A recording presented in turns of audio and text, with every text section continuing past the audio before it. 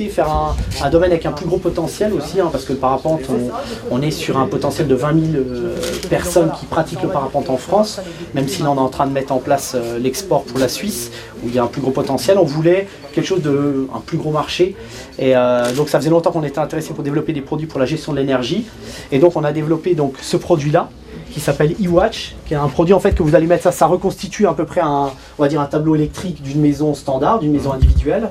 Et donc vous venez raccorder notre boîtier, vous branchez des capteurs qui vont mesurer le départ vers le chauffage, vers les prises de courant, vers l'éclairage. Et nous, on va aller afficher votre consommation.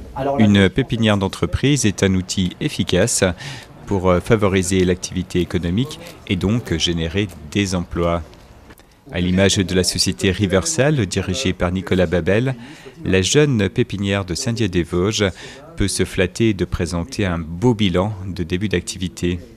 Ce dynamisme fort encourageant a été salué vendredi 12 avril lors d'une visite officielle qui a réuni des entrepreneurs, bien sûr, le maire de la ville et ancien ministre Christian Pierret, la présidente de la pépinière et le directeur de cette structure, Marc Duché-Suchot, un découvreur et accompagnateur de talent. 18 mois d'existence, nous avons 9 entreprises aujourd'hui qui sont hébergées. Nous avons 32 entreprises qui ont été créées et accompagnées ici. Et nous avons reçu 110 projets, ce qui fait un tiers à peu près qui vont au bout. Voilà. Aujourd'hui, ça représente combien d'emplois tout cela ? L'ensemble des projets hébergés, non hébergés, c'est 51,5 emplois aujourd'hui. Ce sont les entreprises qui sont installées sur Saint-Dié-des-Vosges et puis là, on a Grande Déodacie, en fait, un peu autour. Ouais. Clairement, un tiers alors les entreprises hébergées ici sont pour 90% évidemment domiciliées à Saint-Dié. Et sinon, pour les autres, c'est un tiers de Saint-Dié, 2 tiers sur les vallées. Une tondeuse robot, c'est un métier à part. Ça ne se vend pas comme n'importe quel autre produit. Ce n'est pas dans un carton que le client part avec. Donc il y a de la vente, de l'installation et du SAV. Donc moi, je suis chez mes clients, j'installe. Et je mets en route et je suis derrière les installations. Qu'est-ce que vous proposez comme service, vous, Grégory ? Donc j'ai créé une société basée autour du concept de la tondeuse robot. L'idée, c'est de la vente, installation, maintenance, puisque c'est du matériel très spécifique qui demande l'intervention d'un spécialiste dans les terrains des clients. Ce n'est pas quelque chose que l'on vend sur un comptoir en carton. Puis d'être suivi par la pépinière, alors qu'est-ce que ça vous apporte ? Ça m'apporte de m'aider à développer ce commerce. Afin de mieux appréhender l'aspect commercial qui n'est pas toujours évident, parce que je suis novice dans ce domaine. Quelles sont les modalités pour intégrer la pépinière ? Pour intégrer la pépinière, je dis qu'il faut avoir la culture de pépinière d'entreprise. C'est-à-dire que pour commencer, il faut avoir envie de partager des choses, de partager des problématiques et d'avoir envie de les régler ensemble. Ça, c'est la première chose. La deuxième chose, c'est qu'il faut accepter d'être accompagné, de savoir écouter. On n'oblige personne à nous écouter, mais quand on monte un tableau de bord, s'il n'est pas alimenté, ça ne sert à rien. Voilà. Donc voilà, il faut avoir une culture de partage, et ça c'est fondamental pour réussir à un moment donné dans le milieu de la pépinière d'entreprise. Eh bien moi j'ai une activité donc dans la communication et dans la relation avec les médias. Alors c'est une activité qui peut être parfois très vaste, ça va de l'imprimé traditionnel, du négoce de produits imprimés auprès des usines, jusqu'à l'élaboration de produits plus diversifiés, plus complexes, par exemple sur le web, etc. Et là, vous êtes hébergé à la pépinière de Saint-Dié-des-Vosges, qu'est-ce que ça vous apporte ? Eh bien ça m'apporte déjà plus de relationnel.